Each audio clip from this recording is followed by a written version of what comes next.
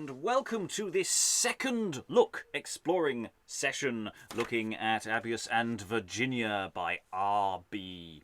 Not A.B., as in a flying insect, that would be strange. But R.B., of whom we're not entirely sure who it is. This is a second look. We are going to run at this text at pace. We're going to be switching our videos on and off, and maybe even attempting to do a little bit of acting along the way, but this isn't a final fully fledged digital performance. This is, as I say, primarily still to get a sense of how the play functions, a sense of what we might want to do with the text further down the line. There are some songs in the play. We haven't had a chance to practice or prepare songs in their perfect state. Some people have been assigned to sing the chorus, though in theory it should be lots of people singing, but we can't do that because Zoom destroys it.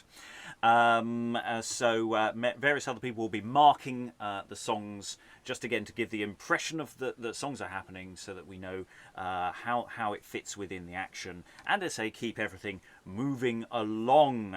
We have made one cut. Normally we don't cut anything, we do exactly as it is, but we have cut the opening bit of Latin because it's basically repeated in English straight away, and life is too short. But otherwise we're going to rattle through Apius and Virginia and find out how it functions. And finding out how it functions today are these wonderful people who, if you want to know who they are parlaying, go and check in the show notes. You will see who the parts are affixed to. But reading today we have Tamara, Eric, Alan, Emma, Sarah, Lynn, Helen, Rachael, Briony, and myself. I am Robert, and we are all regulars at this. We're now going to take a lengthy, awkward pause that will be cut out later to establish ourselves. So I'll ask everyone to switch off their video feed and take a moment. And I too will now disappear. Who doth desire the trump of fame to sound unto the skies, or else who seeks the holy place where mighty Jove he lies? He must not by deceitful mind, nor yet by puissant strength, but by the faith and sacred life he must win at length. And what that she, the Virgin's life on earth, would gladly lead, the floods that Virginia did fall, I wish her to read.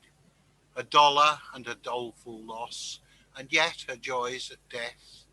Come, virgins pure, to grave with me, quoth she with latest breath. You lordlings, all at present be, this tragedy to hear, note well what zeal and love herein doth well appear. And ladies, you that linked are in wedlock bands forever, do imitate the life you see, whose fame will perish never. Virgins you, O ladies fair, for honour of your name, do lead the life apparent here, to win immortal fame.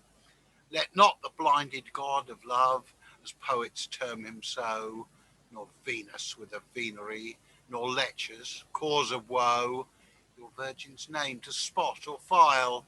Dear dames, observe the life that fair Virginia did observe, or rather wished the knife of father's hand her life to end, than spot her chastity, as she did wail. Wail her you her want, you maids of courtesy. If any by example here would shun that great annoy, our author would rejoice in heart, and we would leap for joy. Would gods that our endeavours may as well to please your ears, as is our author's meaning here, when we were void of fear. But patiently we wish you bear with us our first attempt, which surely will to do our best, then yield us no contempt. And as you please in patient wise, our first for to receive, ere long a better shall you win, if God do grant us leave.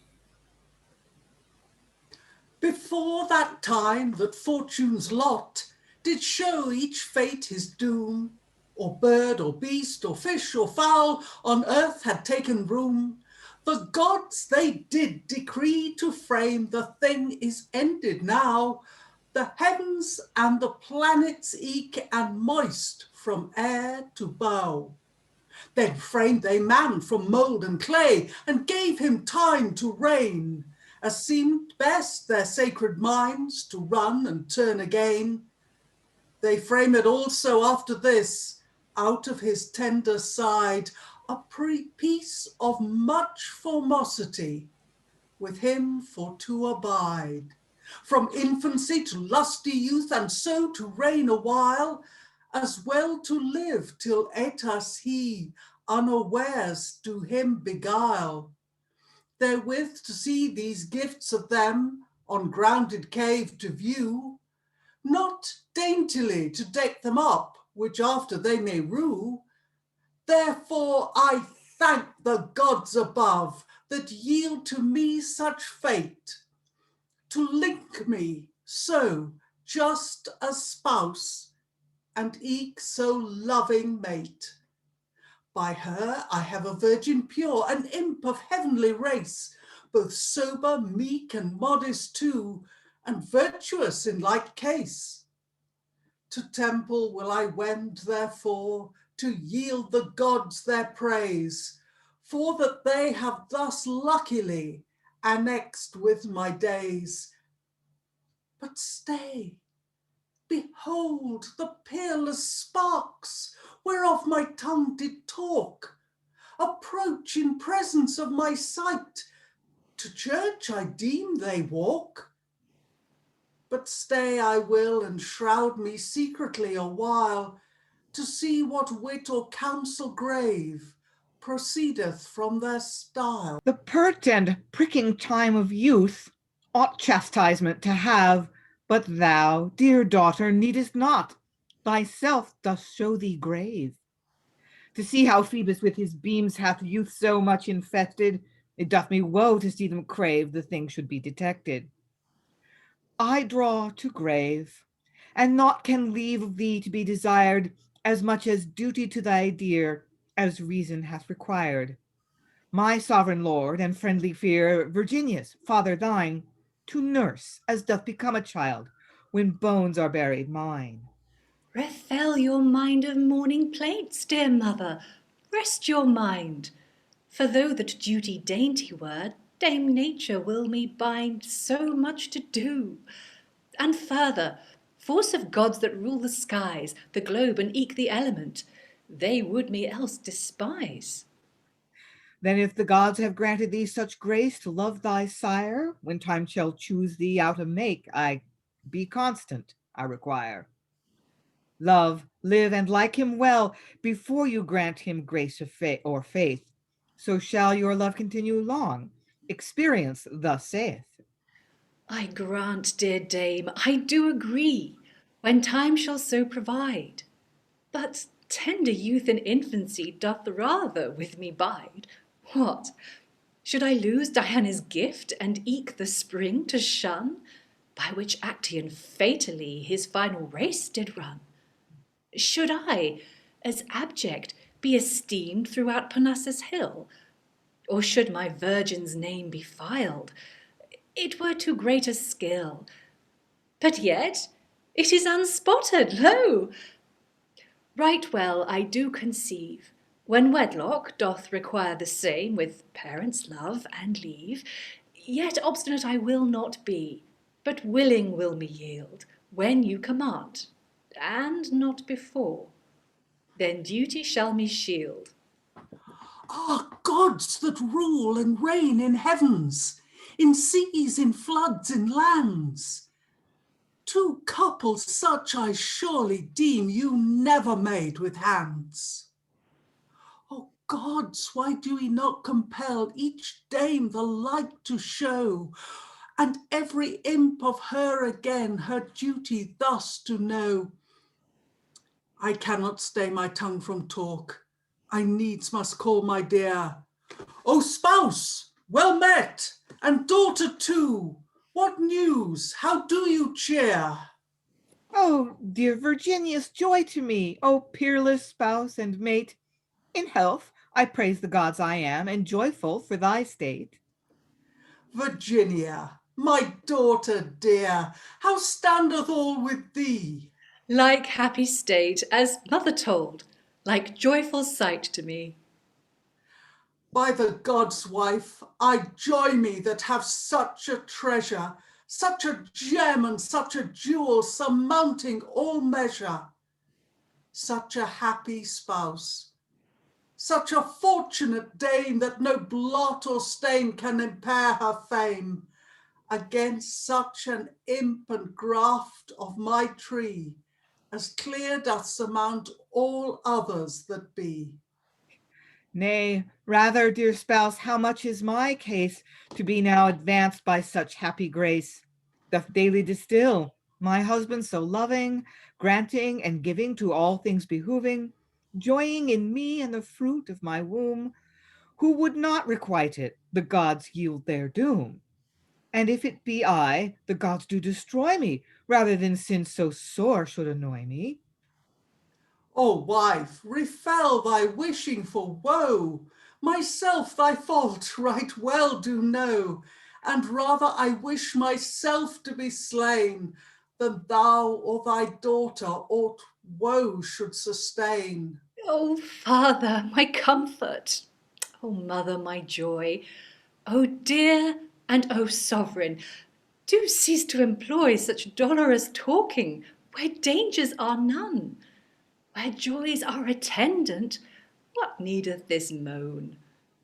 You, matron, you spouse, you nurse, and you wife, you comfort, you only the sum of his life. You, husband, you sweetheart, you joy and you pleasure, you king and you Kaiser too, her only treasure. You, father, you, mother, my life doth sustain. I babe and I bliss, your health am again. Forbear then your dolour. Let mirth be frequented, let sorrow depart, and not be attempted. O wife, O spouse, I am content. O husband, O father, we do consent. The trustiest treasure in earth as we see is man, wife, and children in one to agree. Then friendly and kindly let measure be mixed with reason in season where friendship is fixed. When nature's nursed first of all young Alexander learned, of whom the poets mention make in judgment so discerned. Oh, what did want that love procured his vital end well near? This is the hope where parents love their children, do not fear. The trustiest treasure in earth as we see is man, wife, and children in one to agree. Then friendly and kindly let measure be mixed with reason in season where friendship is fixed. what time King Nisus did not let his daughter to be taught, of any one correcting hand to virtue to be brought, she, void of duty, cut his locks and golden tresses clear, whereby his realm was overrun, and she paid her hire. The trustiest treasure in earth as we see is man, wife, and children in one to agree. Then friendly and kindly let measure be mixed with reason in season where friendship is fixed. When Daedalus from Crete did fly with Icarus his joy, he naught regarding father's words did seek his own annoy.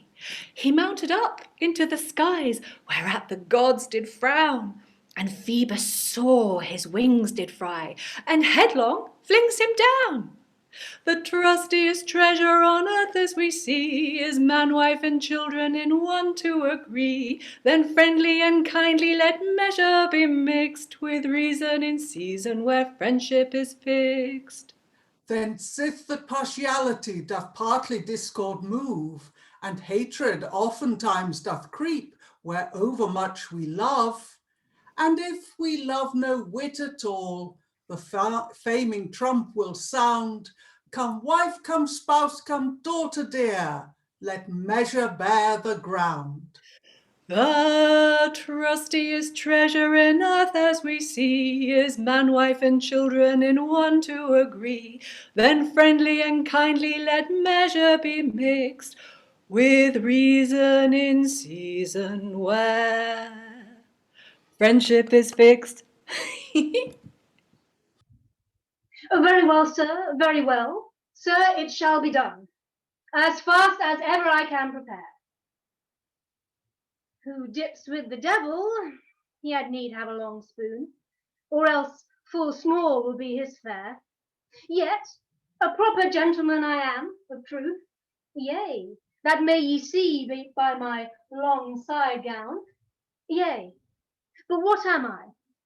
A scholar, or a schoolmaster, or else some youth, a lawyer, a student, or else a country clown, a broom man, a basket maker, or a baker of pies, a flesh or a fishmonger, or a sower of lies, a louse or a louser, a leek or a lark, a dreamer, a drimble, a fire or a spark, a caitiff, a cutthroat, a creeper in corners, a harebrain, a hangman, or a grafter of horners. By the gods, I know not how best to devise my name or my property well to disguise.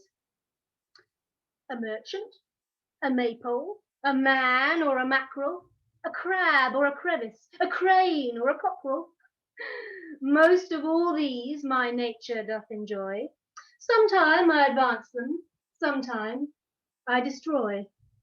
A maid or a mussel boat, a wife or a wild duck, as bold as Bly Baynard, as wise as a woodcock, as fine as fivepence, as proud as a peacock, as stout as a stockfish, as meek as a meacock, as big as a beggar, as fat as a fool, as true as a tinker, as rich as an owl. With hay-trick, how-troll, tray-trip, and tray-trance, troll-hazard with a vengeance, I beshrew his knave's face. For trow and troll-hazard keep such a range that poor Haphazard was never so strange. But yet, Haphazard, be of good cheer. Go play and repast thee, man, be merry to year. Though victual be dainty and hard for to get, yet perhaps a number will die of the sweat. Though it be in hazard, yet happily I may, though money be lacking, yet one day go gay. When maud with a pestilence, what makest thou no haste? Of Barbary incense belike thou wouldst taste? By the gods, I have stayed a full great while. My lord he is near at hand by this at the church stile. And all for Maud Mumbleturd, that mang potting Madge. By the gods, if she not high, I'll give her my badge. What? Drake-nosed drivel, begin you to flout. I'll fry you in a faggot stick by Cock-Goodman Lout. You boaster, you bragger, you brawling knave, I'll pay thee thy 40 pence, thou brawling slave. My lady's great business belike is at hand. When you, Goodman, your cock lust for to wend, you cod's head, you crack-rope, you chattering pie, have with thee, have at ye, your manhood to try. What? Hold your hands, masters, what fie for shame, fie! What culling, what lulling, what stir have we here? What tugging, what lugging, what pugging by the ear? What part and be friends and end all this strife? Nay, rather, I wished her the end of my knife. Draw it, give me it, I will it receive, so that for to place it I might have good leave. By the gods, but for losing my land, life, and living, it should be so placed, he should have ill thriving. By the gods, how ungraciously the vixen she chatteth. And he even as knavishly my answer he patteth. He is naught else but railing of words out of reason. Now tugging, now tattling, now muzzling in season, for shame. Be contented and leave off this brawling. Content, for I shall repent it with this my tongue rawling.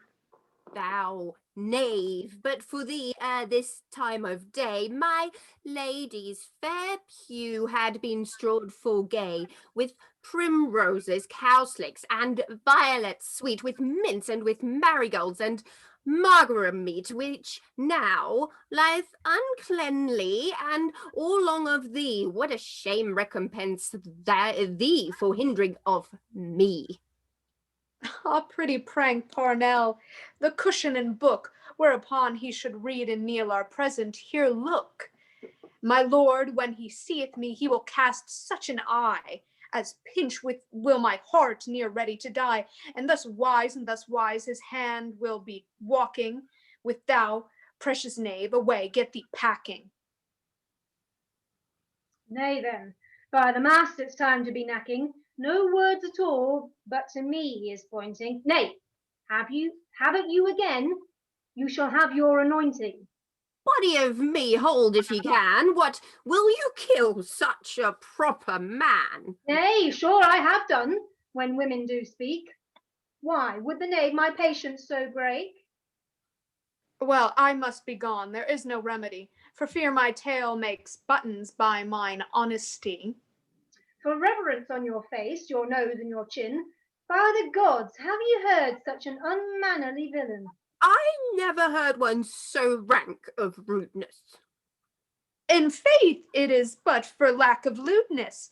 But here I burn daylight, while thus I am talking. Away, come, Mansipula, let us be walking. Contented, Mansipulus, have with thee with speed? Nay, stay yet, my friends. I am not agreed. We dare not tarry, by God, we swear.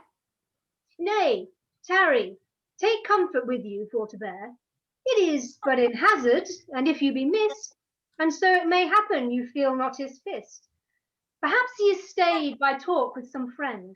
It is but in hazard, then sing ere you wend. Let hope be your helper you care to defend. But hap or by hazard we sing ere we cry. Then sing, let us say so, let sorrow go by. We can be but beaten, that is the worst.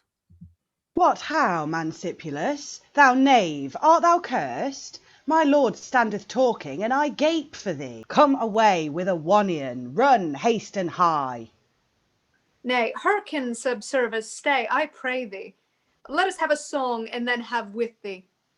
Content if thou hie thee. Hope so and hap so in hazard of threatening, the worst that can hap low in end is but beating.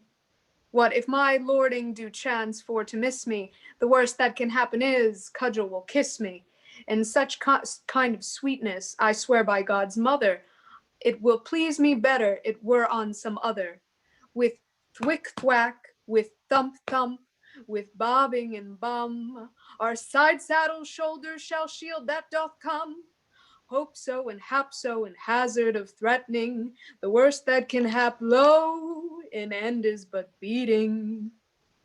If case that my lady do threaten my case, no cause to contrary, but bear her a space, until she draw home, lo, where so she will use me, as doctors doth doubt it, how I should excuse me.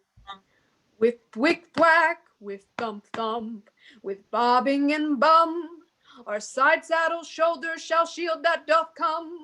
Hope so and hap so in hazard of threatening, the worst that can hap low in end is but beating. What, if your company cause me have woe, I mind not companions so soon to forgo. Let hope hold the helmet till brunt it be past, for blows are but buffets, and words but a blast. With thwick thwack, with thump thump, with bobbing and bum, our side saddle shoulder shall shield that doth come. Hope so and hap so in hazard of threatening, the worst that can hap low in end is but beating. Then let us be merry, it is but by hap, a hazardly chance may harbour a clap. Bestir ye, be merry, be glad and be joying, for blows are but buffets and small time annoying. With thwick thwack, with thump thump, with bobbing and bum, our side saddle shoulder shall shield that doth come. Hope so and hap so in hazard of threatening, The worst that can hap, lo, in end is but beating. Haphazard, farewell. The gods thank Gods do thee. thank thee. Farewell, my friends. Farewell. Go pranky. By the gods, Haphazard, these men have tried thee. Who said thou wast no man? Sure they belied thee. By Jove, master merchant, by sea or by land, would get but small argument if I did not stand. His very good master, I may say to you, when he hazards in hope, what hap will ensue? In court, I am no man. By cock, sir, ye lie. A ploughman, perhaps, or ere that he die, may hap be a gentleman, a courtier or captain, and hap may so hazard he may go begging. Perhaps that a gentleman, heir to great land, which selleth his living for money in hand, in hazard it is the buying of more. Perhaps he may ride when spent is his store. Hap may so hazard, the moon may so change, that men may be masters, and wives will not range. But in hazard it is many a grange, lest wives wear the codpiece and maidens go strange. As peacocks sit perking by chance in the plum tree, so maids would be masters by the guise of this country. Haphazard each state full well that he marks. If hap the sky fall, we may hap to have larks. Well, fare you well now, for better or worse. Put hands to your pockets, mind to your purse. The furrowed face of fortune's force my pinching pain doth move. I, settled ruler of my realm, enforced am to love. Judge Apius, I, the princeliest judge that reigneth under sun, and have been so esteemed long, but now my force is none.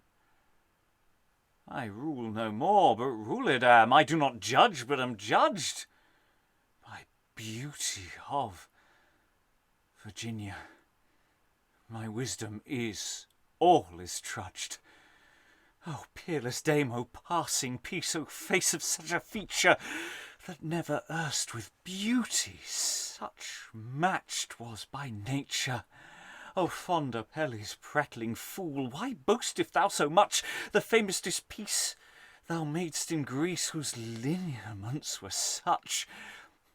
Or why didst thou, deceived man, for beauty of thy work in such a sort with fond desire, where no kind life did lurk, with raging fits, thou fool, run mad, O fond Pygmalion? Yet sure, if that thou sawest, my dear, the like thou couldst make none. Then what may I? O gods above, bend down to hear my cry, that once ye did to Salmacis in pond hard Lycia by. Oh, that Virginia were in cases sometimes Salmacis, and in her Freitas dead myself might seek my bliss. Oh, gods! Would I unfold her arms complecting of my neck, or I could hurt her nimble hand, or yield her such a check? Would I gainsain her tender skin to bathe where I do wash, or else refuse her soft sweet lips to touch my naked flesh? Nay, all the gods do know my mind. I rather would require to sue, to serve, to crouch, to kneel, to crave for my desire. But out, ye gods, ye bend your brows and frown to see me fair. Ye do not force my fickle fate, you do not weigh my care, my unrighteous and unequal gods, unjust and eke unsure. Woe worth the time ye made me live to see this hapless hour. Did Iphis hang himself for love of lady not so fair? Or else did Jove the cloudy mists bend down the lightsome air? Or, as the poets mention make of Enac's daughter meek, for love did he too make a cow whom Enoch lung did seek? His love so great, to cause the quick to enter into hell, as stout Orpheus did attempt, as histories do tell. Then what is that love cannot? Why, love did pierce the skies. Why, Phoebe and famous Mercury with love had blinded eyes. But I, a judge of grounded years, shall reap to me such name as shall resound dishonour great with trump of careless fame. Oh, that my years were youthful yet, or that I were unwedded! Why, cease, Sir Knight, for why perhaps of you she shall be bedded. For follow my counsel, so may you me please, that of careful resurging your heart shall have ease. Oh, thundering gods that threaten ire and plague for each offence, yourselves, I deem, would counsel crave in this so fit pretence, and eke your nimble stretched arms with great rewards would fly to purchase fair Virginia, so dear a wight to me. And friend, I swear by Jupiter, and eke by Juno's seat, and eke by all the mysteries whereon thou canst entreat, thou shalt possess and have, I will thee grant and give, the greatest part of all my realm, for I thee to relieve. Well then, this is my counsel. Thus standeth the case. Perhaps such a fetch as may please your grace, there is no more ways, but hap or hap not, either hap or else hapless to knit up the knot. And if you will hazard to venture what falls, perhaps that haphazard will end all your flaws. I mean so, I will so, if thou do persuade me to hap or to hazard, what thing shall invade me? I king and I Kaiser, I rule and overwhelm, I do what it please me within this my realm.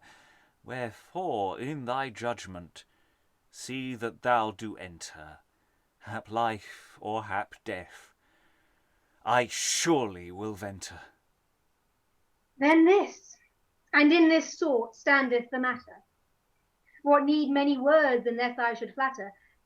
Full many there be will hazard their life, haply to ease your grace of all your strife. Of this kind of conspiracy now let us comment. Some man Virginius before you must summon, and say that Virginia is none of his daughter, but that Virginius by night away caught her. Then charge you the father his daughter to bring, then do you detain her till proved be the thing, which well you may win her, she present in house, it is but haphazard a man or a mouse.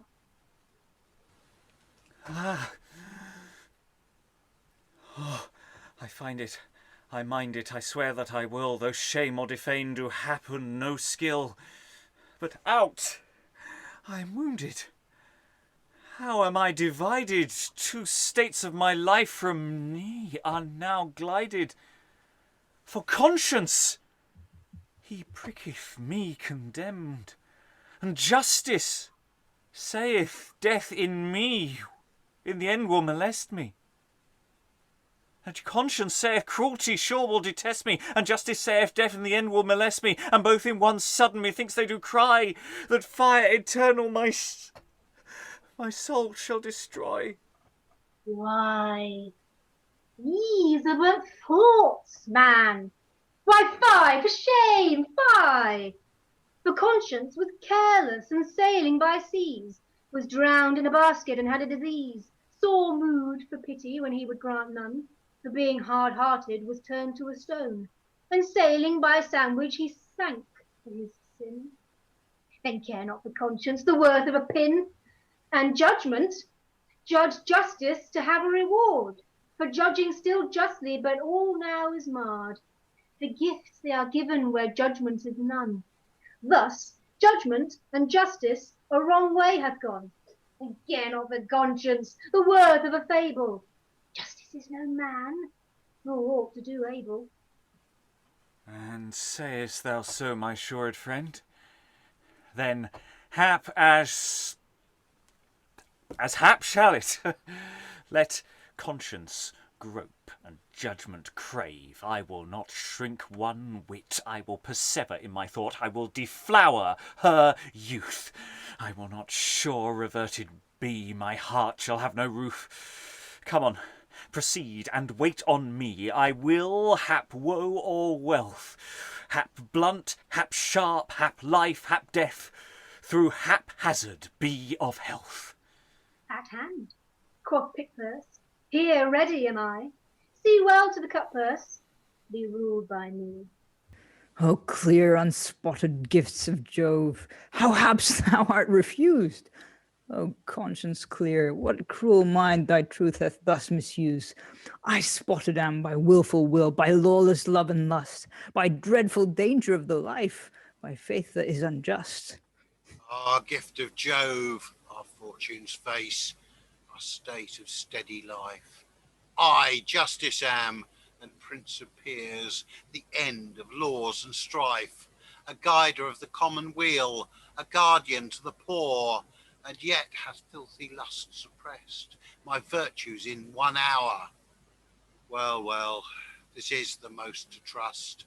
In end we shall aspire to see the end of these our foes, with sword and eke with fire. Oh, help ye gods, we members require. When gain is no grandsire, and gauds naught set by, nor puddings nor pie meat, poor knaves will come nigh. Then hap and haphazard shall have a new coat, and so it may happen to cut covetousness throat. Yea, then shall Judge Apius Virginia obtain, and geese shall crack muscles, perhaps in the rain. Larks shall be leverets and skip to and fro, and churls shall be cod's heads, perhaps, and also. But peace to man's body. Haphazard, be mum. Fie, prattling noddy. Judge Apius is come. Oh, the furies fell of Limbo Lake. My princely days do short. All drowned in deadly woes I live, that once did joy in sport. I live, and languish in my life, as doth the wounded deer. I thirst, I crave, I call and cry, and yet am not the near, and yet I have that me so much within the realm of mine. But Tantalus, amidst my care, I hunger, starve, and pine. As Sisyphus, I roll the stone in vain to top of hill, that ever more uncertainly revolving slideth still.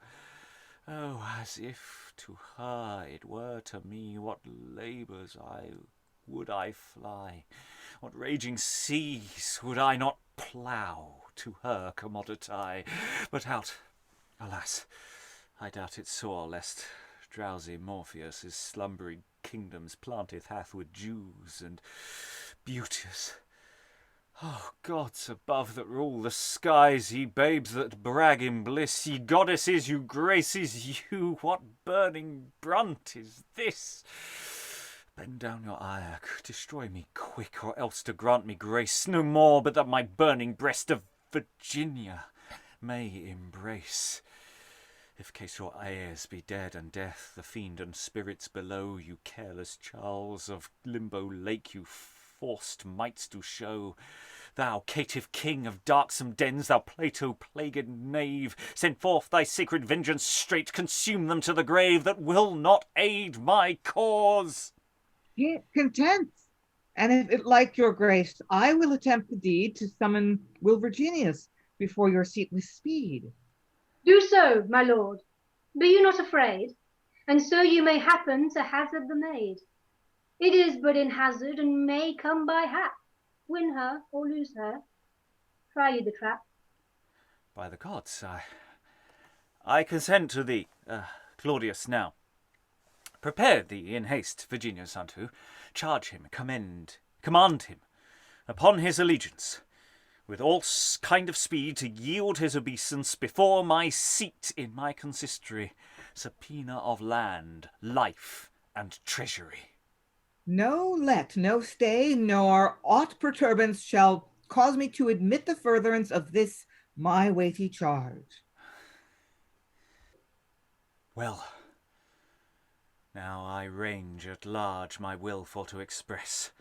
For look, how Tarquin Lucrece fair by force did once oppress. Even so will I Virginia use.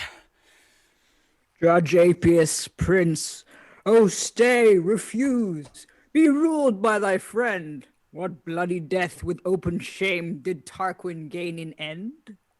Whence does this pitching sound descend?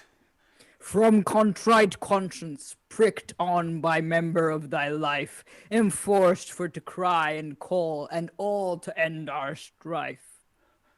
Who art thou, then? Declare, be brief. Not flesh, nor filthy lust I am, but secret conscience I, compelled to cry with trembling soul at point near hand to die. Why, no disease hath me approached, no grief doth make me grudge, but want of fair Virginia, whose beauty is my judge. By her I live, by her I die, or for her I joy or woe. For her my soul doth sink or swim, for her I swear I go. Ah, gods, what wits doth reign, and yet to you unknown I die the death, and soul doth sink this filthy flesh hath sown. I force it not. I will attempt, I stay for Claudius here. Yet will I go to meet him, to know what news and cheer. Haste for a hangman in hazard of Kemp. Run for a riddock, there is no such imp. Claudius is knocking with hammer and stone at Virginius' gate as hard as he can lay on. By the gods, my masters, Haphazard is hardy, for he will run rashly, be they never so many. Yea, he will sing sow snout and snap with the best. Peace. Who comes yonder? That jolly good guest. When men will see misdoubtfully, without and why to call and cry, and fearing with temerity its jeopardy of liberty, we wish him to take to cheer his heart haphazard, bold as blind Bayard, a fig for his uncourtesy that seeks to shun good company. What if case that cruelty should bustle me and jostle me, and Hollywand should tickle me for keeping of good company? I'll follow by my honesty Haphazard, bold as blind Bayard, a fig for his uncourtesy that seeks to shun good company. When men will seem misdoubtfully, without and why to call and cry, and fearing with temerity its jeopardy of liberty, we wish him to take to cheer his heart haphazard, bold as blind Bayard, a fig for his uncourtesy that seeks to shun good company. Never was that mistress so furious, nor curious, nor yet her blow so boisterous, nor roisterous, nor dolorous. But sure I would venture haphazardous, bold as blind Bayard, a fig for his uncourtesy that seeks to shun good company. When men will seem misdoubtfully, without and why to call and cry, and fearing with temerity its jeopardy of liberty, we wish him to take to cheer his heart haphazard, bold as blind Bayard, a fig for his uncourtesy that seeks to shun good company. Then wend ye on and follow me, Mansipula, Mansipula, let croping cares be cast away, come follow me, come follow me. Subservus is a jolly lout, race haphazard, bold as blind Bayard, a fig for his uncourtesy that seeks to shun good company. When men will seem misdoubtfully, without and why to call and cry, and fearing with temerity its jeopardy of liberty, we wish him to take cheer his heart haphazard, bold as blind Bayard, a fig for his uncourtesy that seeks to shun good company. Aye, by the gods, my masters, I told you plain, who companies with me will desire me again. But how did you speed? I pray ye, show me. Was all well agreed? Did nobody blow ye? Mass, sir, did so happen that my lord and master stayed in beholding and viewing the pasture, which when I perceived, what excuse did I make? I came in the crossway on the near side, the forelake, hard by Hodge's half-acre, at Gaffer Miller's stile, the next way round about, by the space of a mile, and at Simkin's side ridge my lord stood talking, and angrily to me quoth he, where hast thou been walking? Without any staggering, I had ready my lie, out at Bridge Meadow and at Benol's Lease, quoth I. Your fatlings are feeding well, sir, the gods be praised. A goodly loam of beef on them is already raised. Then out steps Francis Fabulator, that was never my friend. How passed you Carter's hay rick at Long Meadow End? There might one, quoth he, within this few days, with a cast net had given 4 knaves great essays, under the hedge with a pair of new cards, both rip and sledge. Is it true, quoth my lord, will this gear never be left? This causes swearing and staring, prowling and theft. Well, quoth my lord, take heed, lest I find it, and so passed his way, and did no more mind it. By the gods, that was sport, yea, and sport alone. Yeah, but I was in a worse case by St. John. My lady in church was set full devout, and hearing my coming, she turned about. But as soon as I heard her snappishly sound in this sort, I crouched me down to the ground, and mannerly mauled as though I were sad. As soon as the pew then strawed I had, she gave me a wink, and frowardly frown, whereby I do judge she would cudgel my gown. Then I did devise a pretty fine prank, I mean whereby to pick me a thank of Marjorie Meldon, the maid of the milk house, and Stainer the stutter, the guide of the storehouse. Then was my lady's anger well gone, and will be so still, and the truth be not known. By a lady barefoot, this speaks trimly. Nay, but I escaped more finely, for I under this hedge one while did stay, then in this bush, then in that way. Then slip I behind them among all the rest, and seem to commune too of things with the best. But so it did happen that all things were well, but hazard it is, lest time will truth tell. Tut, tut, that was by hap, and if it be so, well, sith it was in hazard, then let it go. Content by my honesty, then farewell all woe. Come out, dog, ye speak happily of truth, if it be so. Now, Master Haphazard, fare you well for a season. Let my counsel at no time with you lie beaten. No, by the gods, he shall not so. Well, sith here is no company, have with thee to Jericho. What? So the gods they have decreed to work and do by me. I marvel why Judge Apius he such greeting lets me see. I serve it hath his seat and state, I have maintained his weal, I have suppressed the rebels stout, I bear to him such zeal, and now he sends to me such charge upon my life and lands, without demur or further pause, or ere aught thing be scanned, that I in haste with posting speed to court I do repair, to answer that is alleged is before his judgment chair. Some histories they do express, when such mishaps do fall, they should have taken many a one. I have not one, but all. My jewels, sometime precious, do fade and bear no hue. My senses, they do shun their course, my lights do burn as blue, my wilting wits are waxed slow, that once were swift in speed. My heart it throbs in wondrous sort, my nose doth often bleed. My dreadful dreams do draw my woe, and hateful hazards hail, these tokens of an evil hap. This is the old wives' tale. But yet, O thou Virginius, whose hoary hairs are old, did treason never yet commit, of this thou mayst be bold. In Mars, his games, in martial feats, thou wast his only aid, and huge Charybd his hazards thou for him hath oft assayed. Was Scylla's force by thee oft shunned, or yet Lady Circe's land? Pasiphae's child, the Minotaur, did cause thee ever stand?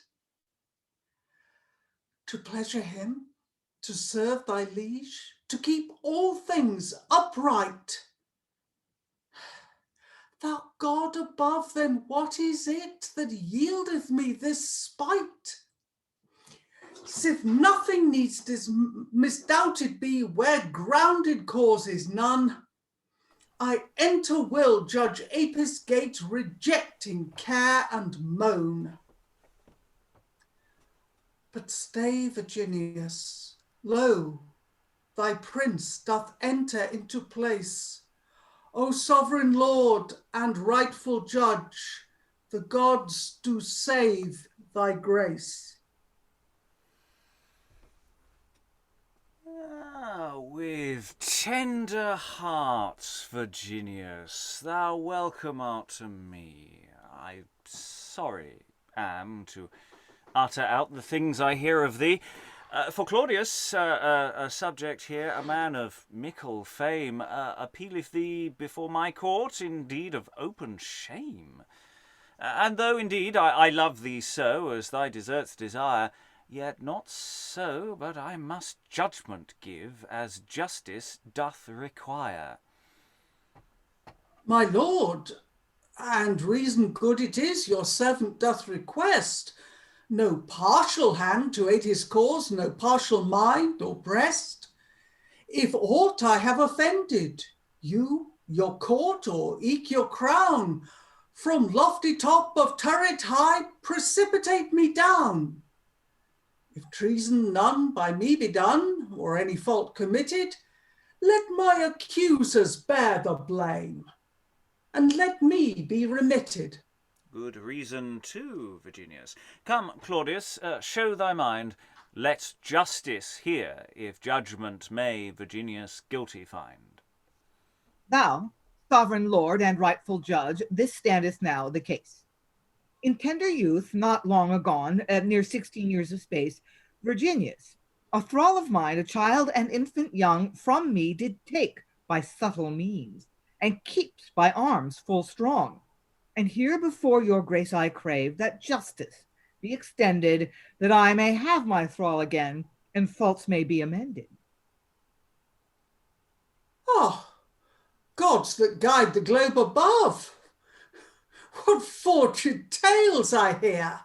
Oh, Judge Apius, bend your ears, while this my crime I clear. She is my child, and of my wife her tender course did spring. Let all the country where I dwell bear witness of the thing. Nay, by the gods, not so, my friend. I do not so decree. I charge thee here in pain of death, thou bring the maid to me. In chamber close, in prison sound, she secret shall abide, and no kind of wight shall talk with her until the truth be tried.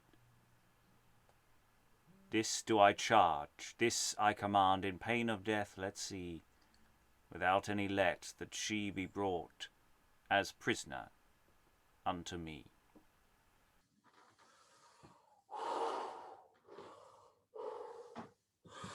Ah, fickle fall, unhappy doom. O most uncertain fate, that ever chanced so churlishly, that never stayed in state. What judge is this? What cruel wretch, what faith does Claudius find? O gods, do recompense with shame this false and faithless mind. Well, whom I must, no remedy.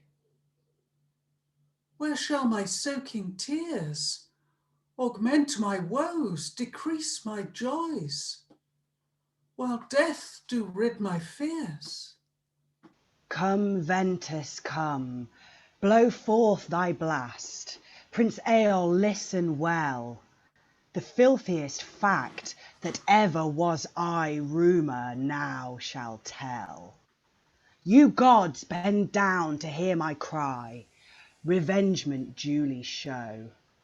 Thy Rumour craves, bid Claudius stay, and bring Judge Apius low. That wicked man, that fleshly judge, hath hired Claudius to claim a child, the only heir of old Virginius. A virgin pure, a queen in life, whose state may be deplored.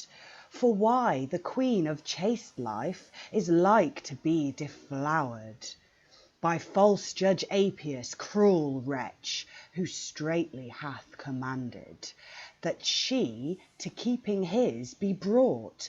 Prince Pluto this demanded. To skies I fly, to blaze abroad the trump of deep defame. Revenge, you gods, this Rumour craves, this blood and bloody shame. Have through the air, give place, you heirs, this is my duty done. The gods confound such lecherers. Lo, Rumour this I run. O man, O mould, O muck, O clay, O hellish hound, O false Judge Apius, rabbling wretch, is this thy treason found? Woe worth the man that gave the seed whereby ye first did spring. Woe worth the womb that bare the babe to mean this bloody thing. Woe worth the paps that gave thee suck, woe worth the fosters eke. Woe worth all such as ever did thy health or liking seek. Oh, that these graved hairs of mine were covered in the clay. Let patience, dear father mine, your rigour something stay. Why do you wail in such a sort? Why do you weep and moan? Oh, daughter dear and only heir, my life is near begun, and all for love of thee. Oh, gods, how may this be? Oh, dear father, do withdraw your dread, and let me know the cause. Myself will aid with life or death, without demur or pause. Then tender your child that craveth this bound. O hearken, dear daughter, attend thou my sound. Judge Apius, pricked forth with filthy desire, thy person as leman doth greatly require, and no kind of entreaty, no fear and no shame will he hear alleged, defending the same. And straight, without stay, in pain of my death, I must bring thee thither. Wherefore stop my breath. O sisters, I search, I seek, and I crave no more at your hands, but death for to have, rather than see my daughter deflowered, or else in ill sort so wildly devoured.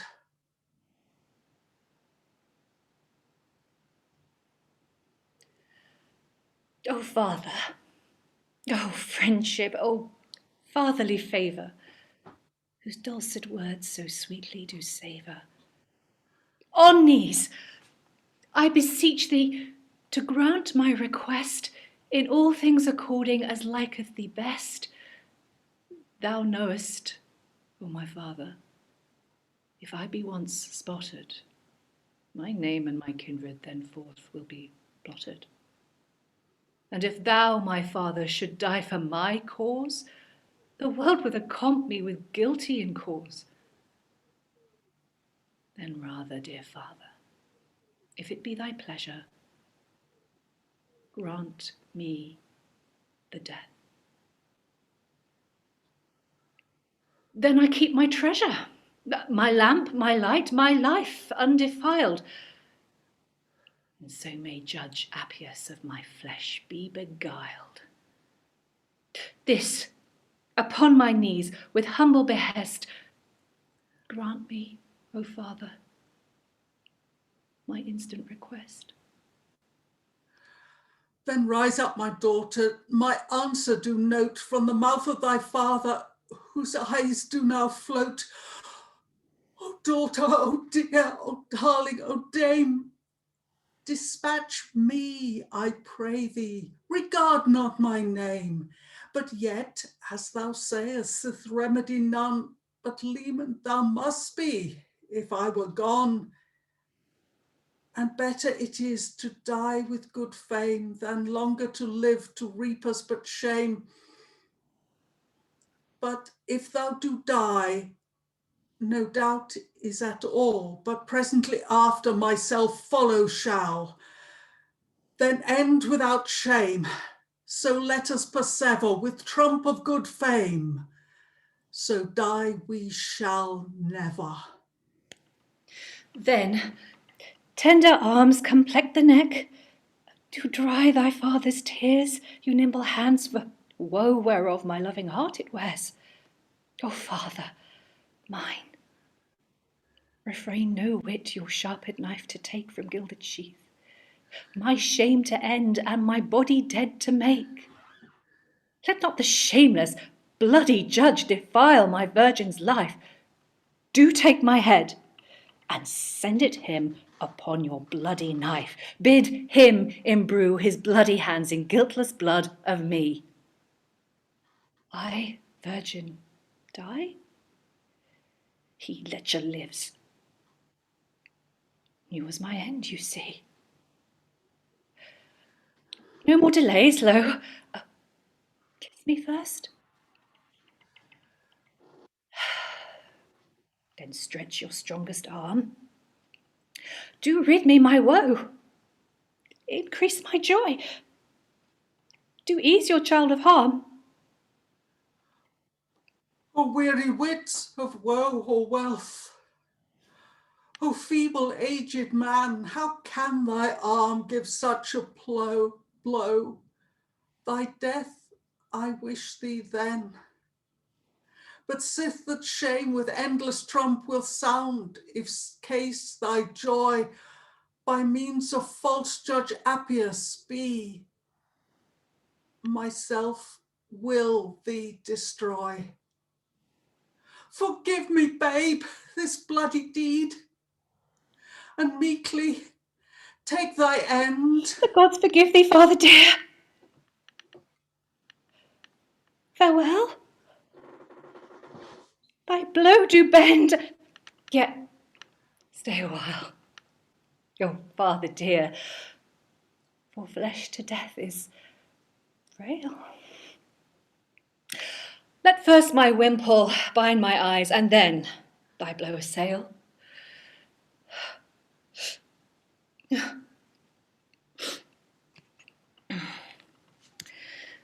Now, Father, work thy will on me, that life I may enjoy. Now stretch thy hand, Virginius, that loath would flesh destroy.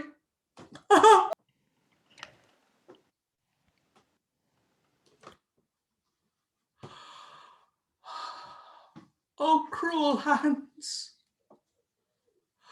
O bloody knife, O man, what hast thou done? O daughter dear, the only heir her vital end hath run. Come, fatal blade, make light dispatch. Come, Atropos, come aid. Strike home, thou careless arm, with speed. Of death be not afraid. O noble knight Virginius, do stay, be not dismayed. I, curing comfort, present am, your dolour for to aid. Sith joy is gone, sith life is dead, what comfort can there be? No more, but there is deep despair and deadly death to me. No more, sir knight, but take the head and wend a while with me. It shall be sent to court for that Judge Apius may it see. In recompense of lecher's lust, this present let him have. And stay your corpse for certain space in coping from the grave. So shall you see the end of him and all of his whole consent. This shall be comfort to your heart. Virginius, be content. Of truth, even so. For comfort else I know right well is none. Wherefore I do consent with you. Come on, let us be gone. But messenger myself will be. Myself will give the gift. Come on, good comfort. Wend we then. There is no other shift. Well, hap as, hap can, hap or no, in hazard it is, but let that go. I will, whatso happen, pursue on still. Why, none there is living that can let me my will. I will have Virginia, I will her deflower, else rigorous sword her heart shall devour. I came from Calico, even the same hour, and hap was hired to Hackney in Hempstead. In hazard he was of riding on Beamstrid. Then crow crop on tree top, hoist up the sail, then groaned their necks by the weight of their tail. Then did Carnifex put these three together, paid them their passport for clustering thither. Why, how now, Haphazard? Of what dost thou speak? Methinks in mad sort thy talk thou dost break. Those three words chop all in one. Is Carnifax that signifieth hangman? Peace! No such words before me do utter. Nay, I lie as still as a cat in a gutter. Go to, Judge Apius, go forward, good prince. Perhaps ye may have that the witch will not blink. What is the man that liveth now so near to door of death as I for lust of lady fair, whose lack will stop my breath? But long I shall not want her sight. I stay her coming here. O lucky light! Lo, present here, her father doth appear. Oh, how I joy! Yet brag thou not. Dame Beauty bides behind. Virginius, where is the maid? How haps thou break thy mind? Ah, wicked judge, the virgin chaste hath sent her beauteous face in recompense of lecher gain to thee, so void of grace. She bids thee imbrue thy bloody hands and filthy lecherous mind with Venus damsels, void of shame, where such thou hapst to find. But thou, as with Diana's imp, shall never be acquainted. They rather wish the naked life than virgin's life attainted. And in just proof whereof, behold Virginia's head. She sought her fame, thou sought her shame. This arm hath smit her dead. Oh, cursed and cruel cankered churl, O carl unnatural, which hast the seed of thine own loin thrust forth to funeral. Ye gods, bend down your ire, do plague him for this deed, you sprites below, you hellish hounds, do give him gall for mead. Myself will see his latter end, I judge him to the death. Like death that fair Virginia took, the like shall stop his breath. The flashy fiends of limbo lake his ghost shall do so turmoil that he have need of Charon's help for all his filthy toil. Come, justice, then, come on, reward, come, aid me in my need. Thou wicked knight shalt slaughtered be with self-same knife with speed.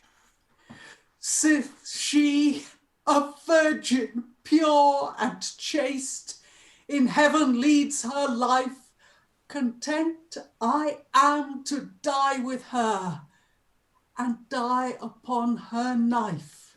Come, justice, then, come on, reward, when judgment now doth call. We both are ready here at hand to work thy fatal final fall. fall. O Gorgon judge, what lawless life hast thou most wicked led. Thy soaking sin hath sunk thy soul, thy virtues all are fled. Thou chaste and undefiled life did seek for to have spotted, and thy reward is ready here, by justice now allotted. Thy just reward is deadly death, wherefore come wend away. To death I straight will do thy corpse, then lust shall have his prey. Virginius, thou woeful knight, come near and take thy foe. In prison do thou make him fast, no more let him do so. Let Claudius for tyranny be hanged on a tree. Ah, right reward. The gods be blessed this day I chance to see. Why, how now, my lord Apius? What cheer? Why, where is my reward for this gear? Why did I ride, run and revel, and for all my jaunting now made a jebble? Why, run, sir knave, call me a Claudius, then run with a vengeance, watch Virginius, then ride, sirrah, is Virginia at church? Then gallop to see where her father doth lurch, then up, sirrah, now what counsel? Of Dame Beauty what news canst thou tell? Thus, in hurly-burly from pillar to post, poor Haphazard daily was tossed. And now with Virginius he goes sadly walking, and nothing at all will listen my talking. But shall I be so used at his hands, as lief I were near in limbo bands? That dronal, that drowsy drake-nosed drivel, he never learned his manners in civil. A judge may cause a gentleman, nay, a jack-herring, as honest as he that carries his hose on his neck for fear of wearing. A caitiff, a cutthroat, a churl-worthy blame. I will serve him no longer, the devil give him shame. Yet, by the mouse-foot, I am not content. I will have a reward, sure, else I will repent. To master reward I straightways will go. The worst that can happen is but a no. But sure, I know his honesty is such, that he will recompense me with little or much. And well this proverb cometh in my head, by Our Lady, half a loaf is better than ne'er a whit of bread. Therefore, hap and be happy, hap that hap may, I will put in at hazard and give it a say. All hail, master reward and righteous justice. I beseech you, let me be recompensed too, according to my service. For why all this long time I have lived in hope. Then for thy reward, then, here is a rope. Nay, soft, my masters, by St. Thomas of Trunnions, I am not disposed to buy of your onions. A rope, quoth you, there away with that showing. It would grieve a man having two ploughs going. Nay, stay, I pray you, and let the cat wink. It is naught in dry summer for letting my drink. Let or let not, there is no remedy. Hanging shall be thy reward, verily. Is there nothing but hanging to my lot doth fall? Then take you my reward, much good do it you withal. I am not so hasty, although I be claiming, but that I can afford you the most of my gaining. I will set, let, grant, yield, permit, and promise all the revenues to you of my service. I am friendly, I am kindly, I proffer you fair. You shall be my full executor and heir. Nay, make you ready first to die by the rood, then we will dispose it as we think good.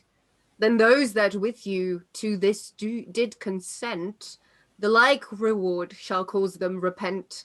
Nay, stay a while. Virginius is coming. Nay, soft Haphazard, you are not so cunning, thus to escape without punishment. No, certes, it is not so expedient. O noble justice, duty done, behold I come again, to show you that Apius he himself hath lewdly slain. As soon as he in prison was enclosed out of sight, he desperate for a bloody deed did slay himself outright. And Claudius doth mercy crave, who did the deed for fear. Vouchsafe, O judge, to save his life, though country he forbear. We grant him grace at thy request, but banish him the land, and see that death be done outright on him that here doth stand. Nay, Master Virginius, take him by the hand. I crave not for service the thing worth aught. Hanging, quoth you? 'Tis the last end of my thought. Fie, for shame, fie, stay by my father's soul. Why, this is like to Tom Turner's dole. Hang one man and save all the rest. Take part one with another. Play dealings best. This is our dealing, thus deal we with thee. Take him hence, Virginius. Go, truss him to a tree. Shall ye, in a rope's name, wither away with me? Come, wend thou in haste, thy death for to take. To the hangman I will lead thee, a quick dispatch to make. Must I needs hang? By the gods, it doth spite me to think how crabbedly this silk lace will bite me. Then come, cousin Cutpurse, come, run, haste, and follow me. Haphazard must hang. Come, follow the livery. Well, wend we now, the final end of fleshly lust we see. Content, reward is ready bent with justice to agree. Oh, stay, you noble justice, stay! Lord, do make no haste. We ladies three have brought the chorus in earth that must be placed. We have brought back Virginius the funeral to see. I grant him that the learned pen shall have the aid of me, to write in learned verse the honor of her name. And eke it shall resound by trump of me, Dame Fame. I memory will mind her life, her death shall ever reign within the mouth and mind of men from age to age again. And justice sure will aid all those that imitate her life. And I, reward, will punish those that move such dames to strife. Then sing we round about the tomb in honor of her name. Content we are with willing mind to sing with sound of fame. As earthly life is granted none for evermore to reign, denting death will cause them all to grant this world as vain. Right worshipful, sith sure it is that mortal life must vade, do practice then to win his love, that all in all hath made. And by this poet's feigning here, example do you take of Virginia's life of chastity, of duty to thy make. of love to wife, of love to spouse, of love to husband dear, of bringing up of tender youth. All these are noted here. I doubt it not, right worshipful, but well you do conceive the matter that is ended now, and thus I take my leave, beseeching God, as duty is, our gracious queen to save the nobles and the commons eke, with prosperous life I crave. And thus we reach the end of Apius and Virginia. Everyone return to the room. There's a lot to say about this play on us as a second look that we can have a quick chat about. So we have got a bit of time in lieu. There's lots of interesting staging questions that we occasionally stumbled into. Sometimes forearmed was forewarned and all the rest of it. And sometimes I just forgot that there was a thing that had been discussed earlier. Helen and we needed to have exited together at the beginning of Haphazard's speech. Yeah. That's, that first line is us exiting, isn't it? Yeah. I was standing there emoting.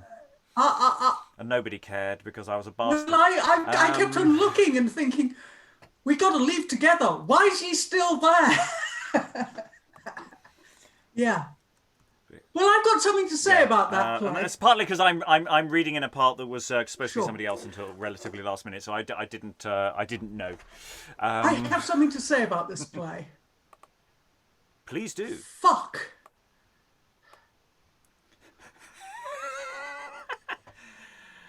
Okay, that's changing the family show status that we occasionally strive for. No, it's fine, Helen. Would you care to elaborate on I had no idea it was so strong till we did it fast.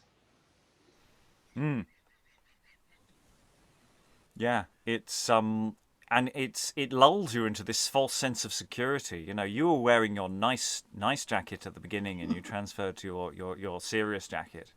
And yeah, there is almost a cut-off point where it's like, and now we're putting all the nice stuff to one side, and the let's open the floodgates and let all the nastiness flow out. And I'm seeing this ahead as a thing in terms of there are options as to what to do with this text, because I think we need to talk about Haphazard. Haphazard has some of the hardest stuff, with some of that comedy stuff, which we need to spend a lot more time on prepping what the hell's going on in those scenes, and because there's an element of Haphazard. I'm partly wondering whether he's just actually in Appius's head. There's a real properly demonic quality to Haphazard, and actually if you trimmed back some of the other business and just focused this in on just the primary characters, there's something really, really strong there. In a sense, I don't want to suggest that too much, because actually I'm really interested in seeing if you got proper music in and really worked the early comedy stuff, that change of tone over time is deliberate, and what that does. But thoughts from the room about that. I mean, we all know when things didn't quite go according to plan. Hopefully we'll be able to edit some of those things out. But getting a sense of it as an entity running through. Helen has given us a 4-letter word. Would anyone like to contribute slightly longer polysyllables? Sarah, and then Eric. Well, I echo Helen's sentiments exactly, I have to say. But I think for me, the reason why I had a really strong reaction to it is just because it's so nice. If it didn't have that lovely sing-song verse, and all the actual songs as well, you might be better prepared for it, but you're just not, because it kind of comes, even though the scene unfolds and you meet Apius and you know what his intentions are, it still kind of comes out of nowhere. It's like the verse tricks you into thinking that somehow this is going to be okay. And then, of course, it's not. And I mean, that's kind of masterful in a way. Yeah, absolutely. It's sing-song. It's all really pleasant. They're really lovely. And, look, happy people. People being happy, that can't last. Next. But if it was a comedy, Apius would be a complication who would be dispensed with, and rather than someone who leads us to this really quite horrific ending. Eric? Yeah, I was just going to say, because I wasn't here for the first read of this, but it was just like, whoa, just sort of, it's like being on a train where you think you're going somewhere and you end up somewhere else. Like you got on the wrong train. And it just like, what? I thought this was a comedy at the well, not comedy, but like it was like a morality play kind of vibe at the beginning, you know, with comfort and conscience and all that stuff. But then they sort of, well, I mean, conscience dies more or less, if I'm not mistaken. And then sort of, which I, you know, I misread that because I thought he was completely like, what's it called, you know, booming voice kind of thing, threatening. But Apius didn't really feel any remorse either, which was the scary part. Yeah, it's less conscience as a general concept, more it's Apius's conscience, and it's quietly being crushed. And you know, so there's something really quite disturbing there. And again, these allegorical figures are less generalized allegorical figures. They're slightly more psychological, and that there's a real possibility there. Other thoughts, Lynn? I think. Well, there was one part of the plot that maybe I missed something, but it seemed a little odd. That so Appius puts Claudius up into making this fake claim about, oh, Virginius kidnapped a servant of mine and now is pretending that she's his daughter. But as soon as Virginius gets word that Appius has sent for her, he comes to the conclusion, oh, he wants to deflower her. So, like, did I miss something? It's like, why have this ruse? Why doesn't Appius just say, Virginia, send me your daughter. I need to talk to her. Sarah, then Helen. Wasn't that the point of that Rumour scene? I mean, yeah, because you're right. He totally pretends to be, you know, the judge, the objective judge. But then I kind of assumed when Rumour had that soliloquy that was kind of, you know, the box opening and it all kind of spreading out and everybody would then know what was actually going on, including Virginius. Which is why Helen insisted that Virginius remains on stage in that bit. And we were thinking, oh, maybe it's an entrance, it's a separate scene. But actually, if it's a flowing sequence of action and that Virginius is actually listening to the rumours, then that works well. It's whether that gets across, and there's a lot of pointing to be done here. I think the visual dimension helps with some of the visual stuff to do with those. There's some symbolism that we're lacking a bit. Helen. Yes, I mean, Virginius is very upset by the tone of the message summoning him to court. Because it's not what he's used to. Because there's all sorts of threats involved in it. Herein, as you will answer for it at your uttermost peril type messages. And then when he discovers what the charge is, and then discovers that no one's going to listen to him, even though it's a ridiculous charge, then he knows he's got trouble. And it's Rumour who tells him just how bad the trouble is. But yeah, I mean, normal people wouldn't then go and kill their daughter. I mean, that's totally ridiculous. I mean, this is the thing when I think Rachael put in the chat, is this a morality play? And I went, kinda. Because in a sense, it's full of things that in theory are moral. But you look at what happens and it just goes... I'm not sure, actually, there is a moral to pluck out of this. It's just this sort of annihilation drama that's actually really a lot more disturbing. I'll go to Rachael, then Sarah.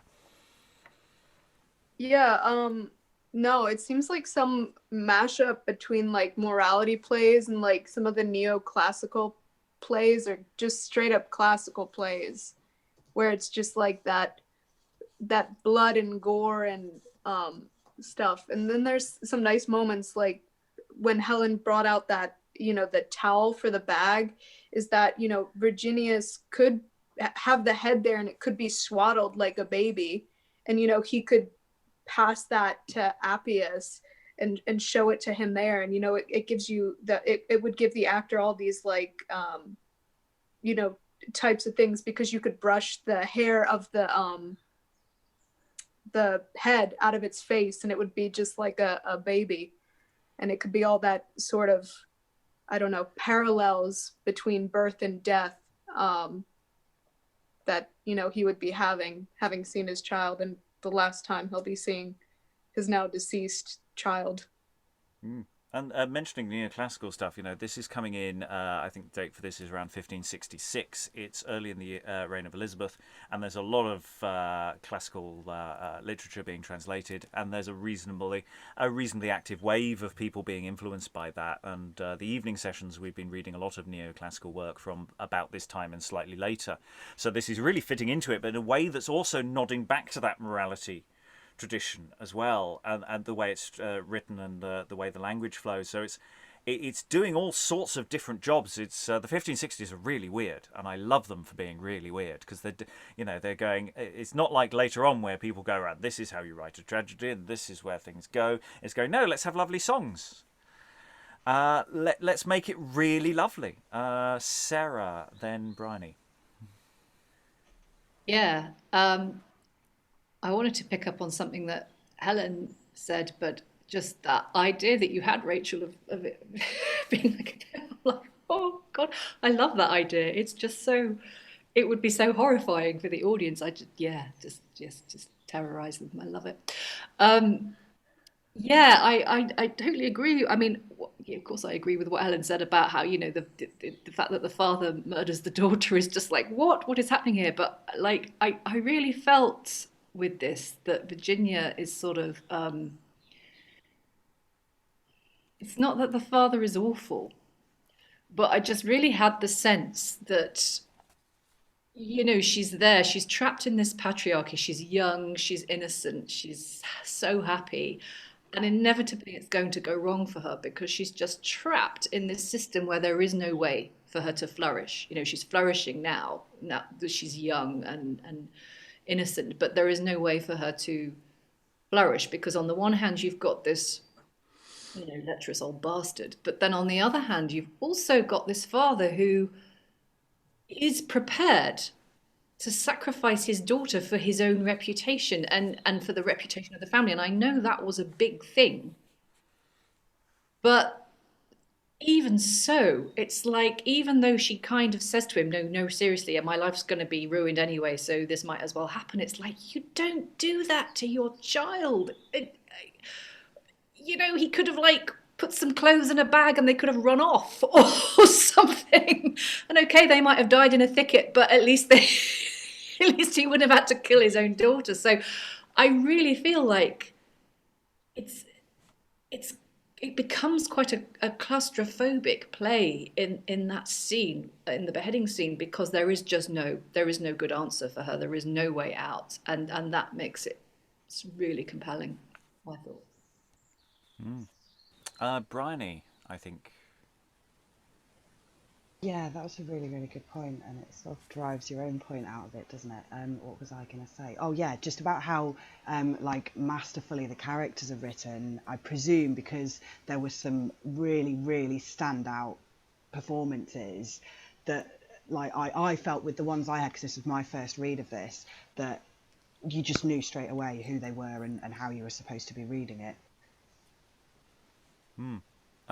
Lynn, I think, and then Helen.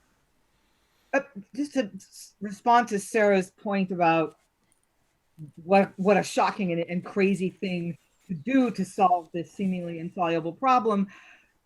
It is, but it's also true that in real life, in human behavior, when we're confronted with a situation where we don't have a script at all, we're so shocked by what someone is demanding of us, we kind of short circuit, we kind of go haywire. I'm thinking of a situation in U.S. politics where someone who worked for supposedly an independent justice agency was called to the president's office and asked, "So are you loyal to me?" And the Justice Department employee was like so shocked at that question because you're not loyal to the president, you're loyal to the rule of law and our written he was just like, he just kind of went boing and kind of stammered and went, he didn't come right out and say what he should have said, like, no, because it was like, the situation is so dissonant. And I think maybe that's what's going on. They don't know how to respond because they don't have a script for it. It's like, and so they do something completely they overreact and they don't think, okay, how do we solve this? So, people behave like that, actually. When people, the people are presented with problems and they get caught in tunnels and they just can't see a way out. Helen, then Briony, then Rachael. Two small things. One is that I think that Virginius loses all credibility if content isn't very, very fierce with him. Because he has said, I'm going to kill you and then myself. And he doesn't kill himself. And somehow, I was feeling very, very bad about not having gone through with it. And I was desperately hunting around for a reason why I was still alive. And the other thing is that, for me, the most important character in the play is Haphazard, and some of the language, some of the proverbs, some of the descriptions they're absolutely amazing for a social historian. He is a tremendous character. But there is a bit of a barrier between the audience and Haphazard and Mansipulus and Mansipula. Whereas I think we key into the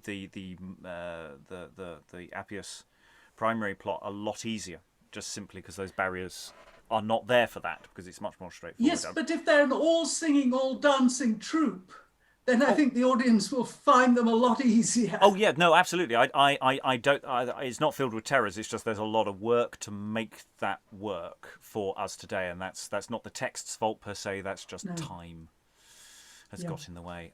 Briony, then Rachael.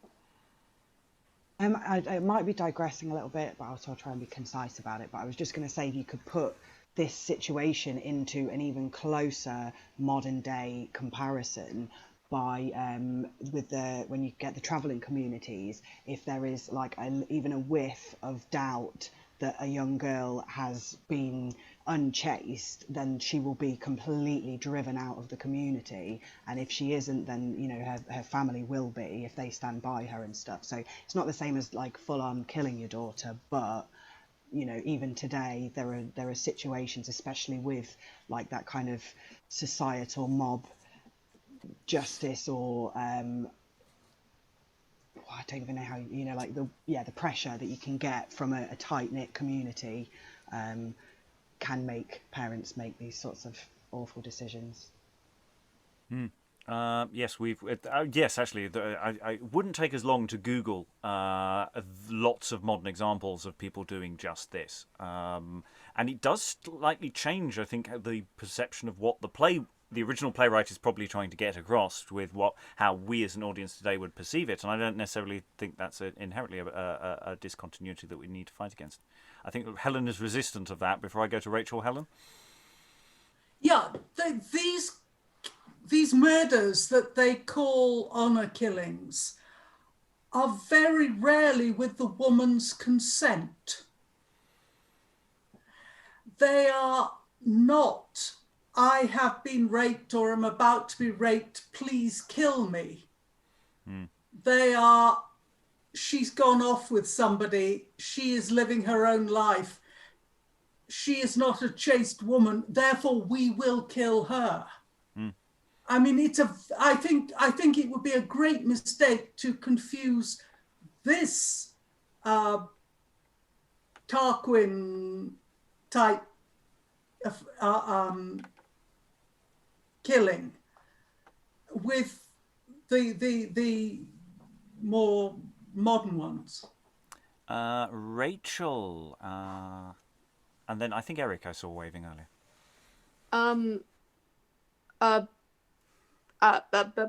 Sorry, I'm getting back to my thought after this, because this was interesting. But I was going to say about Apius. He has there's no pretense at all. You know, like sometimes, I don't know, like people will throw the marriage thing that they want to marry her on top of it or something like that. But there's no, you know, thin, even veneer of a curtain that he has any sort of honest intentions or that's what he wants from her. He just wants this. And it's just an abuse of power that he's not trying to cover it up in any moral way to himself or to the audience. And I wonder if that would make it even more striking to an audience at that time, that there's not any sort of, you know, desire for this marriage. And they mention church too. The comedy servants mention church, and it makes you think, you know, at first, because we have this comedy like setting, that, you know, maybe he's this comedy villain, like, oh, I'm gonna marry her, I love her so much, or like this is some lovers saying, and it's like, nope, he's not dying of love or marriage, he just isn't in lust. Yeah, and actually it is one criticism I have of that opening Apius speech, which is to end on a line that is so easily played for comedy. It's, you know, oh, that I youthful yet, or that I were unwedded. It was very hard to pull back on that, because it's like he just mentions it in passing. Oh, if only I didn't have a wife, and it was just. Yeah, it's just the placement in the dialogue made that that's very dangerous line to cross into comedy. Eric, we are running out of time, by the way, so if you do have any final thoughts you want to throw in, do start waving at me. Eric, then Sarah. I was just going to say that it's sort of, because I think it was Rachael who had put in the chat, this is like Medea, and I'm like, well, kind of, but also not quite, because it's like Medea in the sense that they both feel like they don't have, that they're not inevitable enough to be a tragedy in some ways. But I don't know, it's because, like, you know, the only way, you know, I guess Medea could be played as a revenge tragedy, whereas this one is just purely sort of, I don't know, just as we've been talking about, honor killing. I don't know. Yeah. Yes, and of course there are lots of room for business here with the additional deaths at the end. In theory, they have an offstage, but I don't see a modern production necessarily, you know, giving up on the grand guignol by the time we get to the end of this play. Sarah, I think. Anyone else? Wave at me. Yeah, picking up on what Eric said and Helen as well. This whole, I just wanted to flag this up actually in case you do this as a production in the future, because I think if you do the actor who's playing Virginia, that's a question that she has. The question of consent in her death is something that is really, really interesting, and I think there's quite a rich seam there to tap into when you know the actor's doing their character work, because she has this line right before she's executed. Yet stay a while, O father dear, for flesh to death is frail. And the way I interpreted that is that it's exactly like Lynn was saying. People are so shocked when things first occur, and they're like, oh my God, right, well, we'll do this. And then it's like she has this moment where she suddenly realizes what she's doing, when it hits her what's about to happen. And at that point, I was kind of, when I was first reading it, knowing that I was playing it, I was just like, oh my God, because for me in that moment, there is the potential for her suddenly to withdraw her consent to her own murder. But it doesn't matter. it doesn't, she has no say in it by that point. It's too late. And, that would be the point, actually, where you would expect the father to snap out of it and go, God, what am I doing? And it doesn't happen, and it makes it so much worse. So I love the parallels with contemporary society, and I really, like you said, Rob, I don't think we should fight against that. I think that's something that I think that's actually a really good reason to do this play. And I think there is more of a parallel than perhaps is suggested, because I'm not entirely sure when the act actually happens how consenting she is.